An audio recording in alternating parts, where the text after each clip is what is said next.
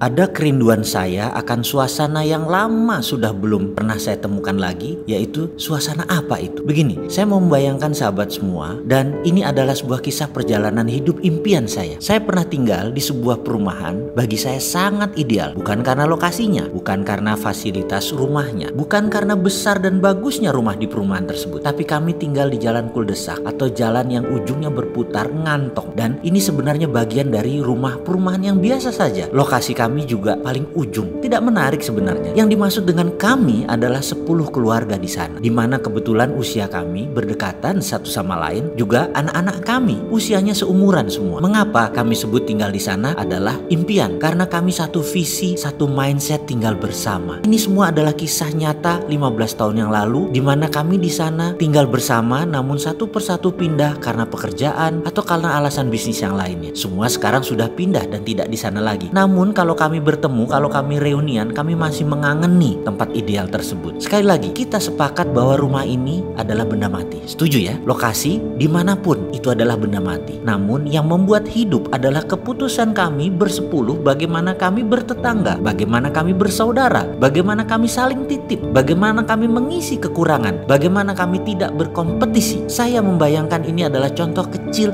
cara bernegara yang benar. Benar deh, ini adalah contoh kecil bernegara. Begini muasalnya. Suatu hari kami membeli sepasang sepeda untuk 2 anak kami. Ternyata membuat tetangga depan rumah kami, anaknya ingin dibelikan sepeda juga, dan tetangga tersebut tidak ingin memberikan kepada anaknya sepeda karena belum ada prestasi katanya. Lalu tetangga lain ingin punya kolam renang rumahnya seperti tetangga kiri rumah saya, dan ini membuat orang tua si anak yang meminta kolam renang tadi melawan kehendak anak, yang semua orang tahu harga kolam renang itu tidak murah. Lalu tetangga lain membeli PlayStation yang membuat anak saya paling kecil ingin punya PlayStation juga. Juga anak tetangga kiri yang punya kolam renang ingin minta PlayStation juga. Ini semacam persaingan tidak sehat. Bagi kami, kepala keluarga, kami harus rapat, kami harus berdiskusi panjang. Akhirnya kami berdiskusi dan memutuskan apa yang harus kami lakukan terhadap keluarga besar kami bersepuluh tadi. Singkat cerita, kami tidak ingin kompetisi. Kami tidak ingin kompetisi yang tidak sehat. Kita lebih baik ke depan berkolaborasi. Bagaimana itu kolaborasi maksudnya? Kami sepakat kolam renang hanya satu. Kalau ingin berenang, hanya ke rumah om dokter itu yang di sisi rumah kami. Kalau ingin sepeda, dari 10 anak yang punya sepeda hanya 5. PlayStation hanya 2 rumah yang punya. Rumah saya kebetulan lapangannya luas, dibuatkan lapangan basket. Jadi kalau mau main basket,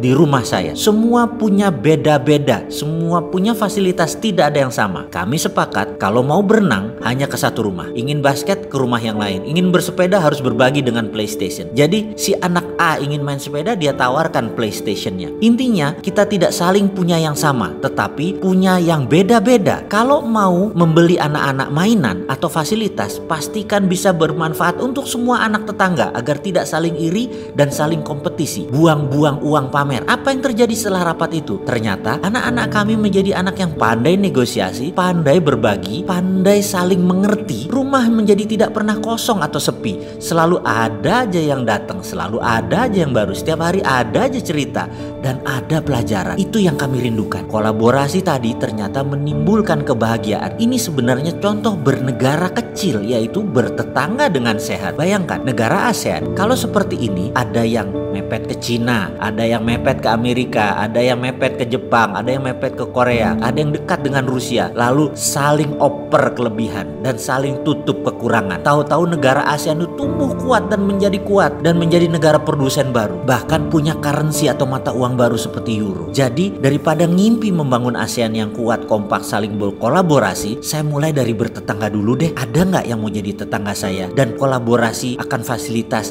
yang tidak sama satu yang lain, tetapi saling membutuhkan.